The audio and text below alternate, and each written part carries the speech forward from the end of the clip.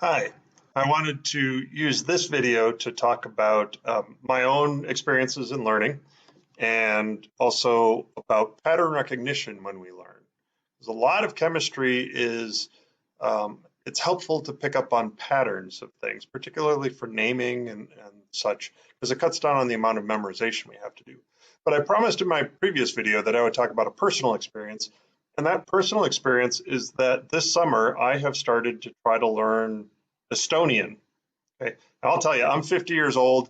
It's hard to learn languages for me at any point in life, but I think if you were to ask, your parents or grandparents if they think it'd be easier to learn a language when they were young, they probably would say yes. So I'm trying to learn a whole new language this summer and over the course of the semester as well. So I'll be learning right alongside you while you're learning chemistry and biology. I'm going to be learning Estonian, and I'm doing it through a website. The Estonian government has set up a website for learning their language. I'm doing this because I hope to travel to Estonia in a couple of years to do some research. I've gotten into the chemistry of art materials, and there's an interesting project that I hope to be able to participate in.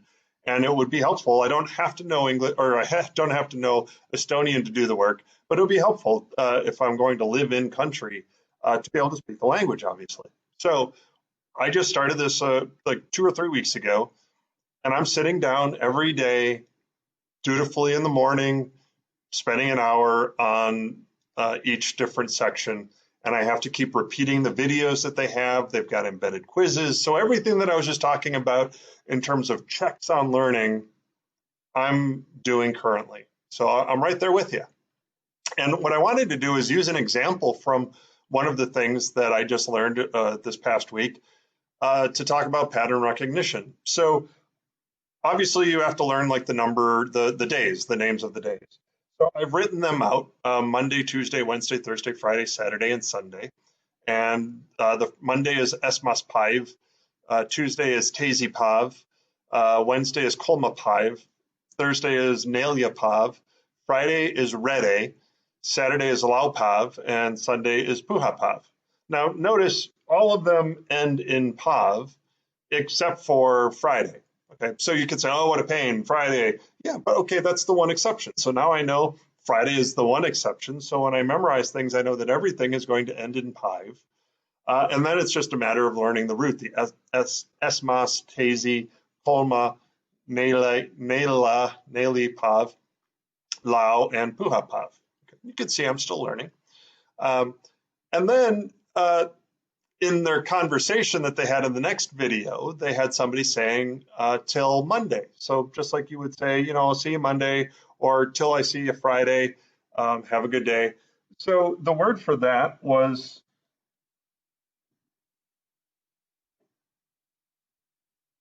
Esmas Pavani. Oh, let me get that focused. Esmas Pavani. Okay. And then in another little video, they showed I'll see you Tuesday, and it was Tezi Paivani.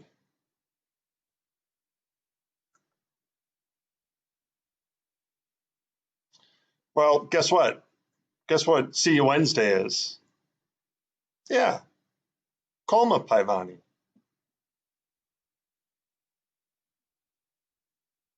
Or Paivani. I think I'm putting the emphasis on the wrong syllable. The next one was Neli Pavani.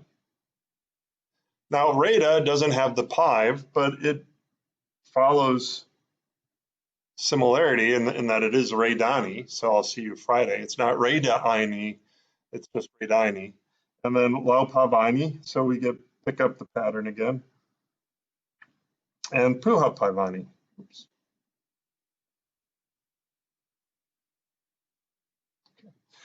Now you could view this as 14 discrete words that I have to know. Monday, Tuesday, Wednesday, Thursday, Friday, Saturday, Sunday, and till Monday, till Tuesday, till Wednesday, Tuesday. Or you see that there's a pattern, and that by adding the A and I to the end of it, you are implying I will see you on that given day. So once I learn the 7 days and this one new rule, I really know all 14 things. Okay. So pattern recognition. And they didn't point this out on the video, really. I mean, they did say that adding the A and I does that.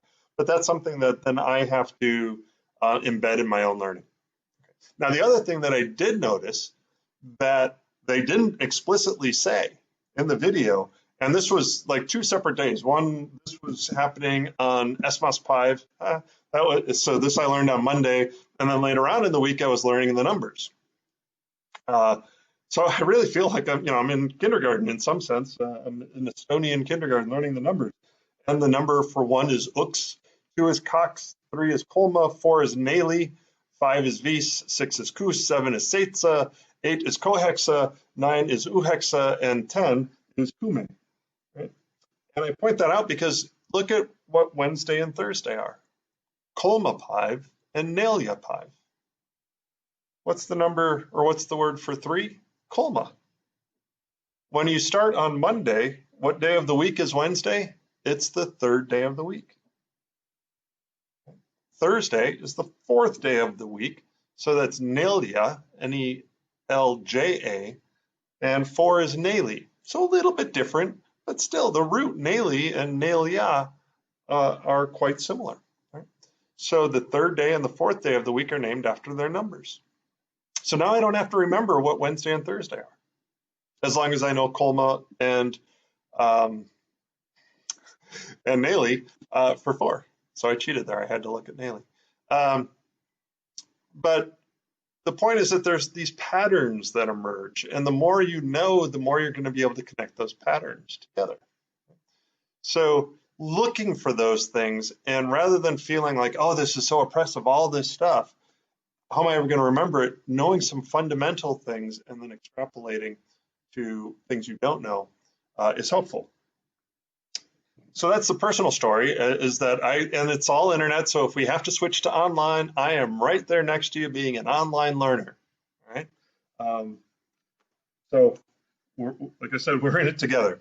Here's an example from chemistry, though. You might have had to do some chemistry naming in high school, and a lot of people don't like memorizing things, but here's some that you sometimes do just have to start with something you memorize. I have to memorize the names of the days in Estonia. So I have to start with that. Here, we're going to start with chlorine. I think you probably all know that Cl is chlorine. And then there are some ions. Perchlorate is ClO4 minus. Now, when you memorize names of the ions, when you do this in college, please memorize the charges. The charges are critical to know. Don't just memorize it ClO4, memorize it ClO4 minus, because other things are going to be 2 minus, other things are going to be +2 or +3. And it's those charges that help you get the names of formulas right and the formulas so that all of the charges balance out. So you have to know the charges. So embed them in the names. ClO4 minus, ClO3 minus is chlorate. ClO2 minus is chlorite. ClO minus is hypochlorite. Now you might have to memorize those things. Perchlorate, and I'm going to give you a little hint as to how to memorize these things. For me, when I teach this in class, if you have a little kid and he's running all around and things like that, you might say he's hyper. He has the most energy. Well, look at per. That has the most oxygen atoms attached to the chlorine. Okay, so that's a little mental association. So when you're taking a test, you could say, oh, heck, I don't remember what perchlorate is. But you could say, oh, per, that's the most. And I know that this cascade starts with 4. So now I know it's ClO4. Okay, and then look at what happens. We just drop the per, and it becomes 8. So now I know if I know perchlorate, I also know chlorate because I'm just dropping the per, and I'm dropping 1 oxygen. And then we change the H to an ite. Why we do that, that goes back into history, but 8 and ite, 8 will always mean 1 more oxygen than ite. It doesn't necessarily mean 3 and 2. So you might know something like NO3 is nitrate, NO2 minus is nitrite. That does follow 3 and 2, but there are some cases where it's 4 and 3 or 2 and 1, where you change 8 from ite.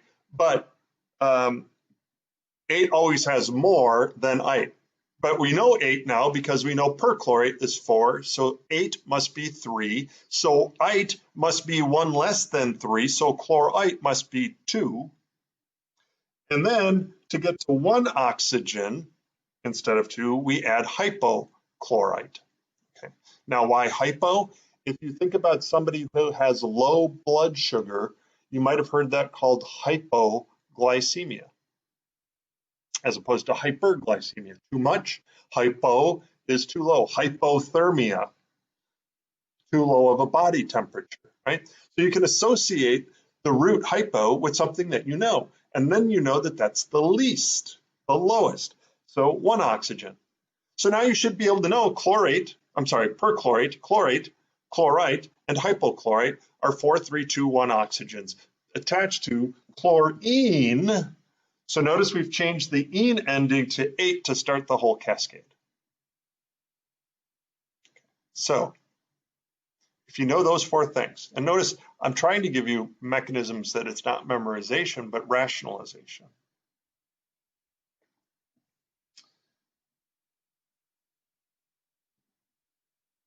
Br is bromine. So pattern recognition test here. Write the name of that ion.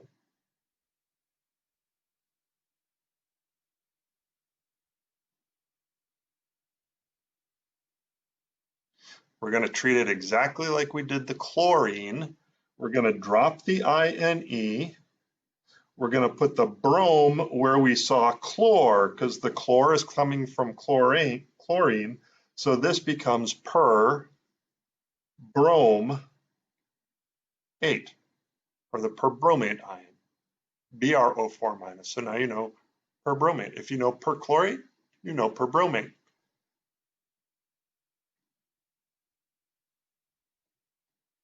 Guess what not guess, write down what you know IO4 minus would have to be. Just mechanically do exactly the same thing. Take off the INE, drop in the root, and this becomes per iode 8 ion. So the iode is coming from the iode here, just like the brome is coming from the brome, and the chlor is coming from the chlor. Now, what about BrO3 minus? Now we should be able to do these a little bit faster. If ClO4 minus was chlorate, we drop the chlor, put in brome, so we get bromate. BrO2 minus, well, BrO2 minus is 1 less oxygen than BrO3, so we get bromite. And BrO minus is the least, so that's, right, hypobromite.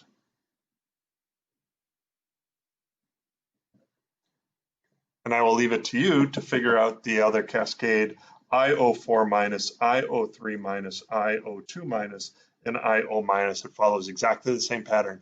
So now if you can rationalize these 4, and I tried to give you a way to do that, per being the most hyper, per chlorate, chlorate, chlorite, ite being 1 less than 8 as a general scheme, and hypo being the least, having 1 oxygen. Knowing those 4 things and chlorine, you can then get all of the names, charges, and formulas for the same for bromate and for iodate. So now you know 12 things if you actually, you can figure out 12 things if you just know 4. So pattern recognition. Now, a lot of people say, oh, well, this is so confusing because, well, I don't know if it's chlorine or chlorate or chloride. What is Cl minus? Cl minus is chloride. Ide is different than ene, and that's different than 8. So yeah, you have to pay attention to small differences. They all differ by 1 letter or 2 letters. Yeah. All right. There's some Estonian words that differ by 1 or 2 letters, and I'm having to learn that. That's their language. This is chemistry. This is our language. This is the language that you're signing up to learn. When you enroll in a chemistry course, you're telling us you want to learn chemistry because you know it's critical for your career goals. So in doing that, just like I'm going to the website, I'm saying I want to learn Estonian, and it's critical for me to learn it. So Cl minus is chloride. Well, how do you remember that? Well, if you don't remember it, something like sodium chloride, right? We know sodium chloride, and you've probably learned that the sodium gives up an electron, chloride takes the electron, so it becomes negatively charged because it takes a negative charge ion. Well, then what would Br minus be? same thing. Bromide follows the same pattern. I minus, iode, and then you adopt the IDE. So much in chemistry, you got to know a little bit, but then you don't have to memorize everything. You can extrapolate once you recognize patterns. So be looking for patterns as you read the textbook. Just like I was looking for this pattern, and I was eventually put together and said, hey, I saw Colma somewhere before. Oh, it's the third day of the week. Naley, fourth day of the week, right? So again, I hope this helps you be a smarter learner of information, reading the textbook, trying to put things together. And as you start learning more and more, you're going to be able to make more and more connections. Okay. So with that, I will end this video, say thanks again for watching these. I hope you're getting something out of it. I will write down my email address one more time, mark.vaitha@drake.edu. Please email me with questions that you have or concerns about anything. I'd be happy to answer them over email or set up a Zoom time to talk. Thanks and have a good rest of your day.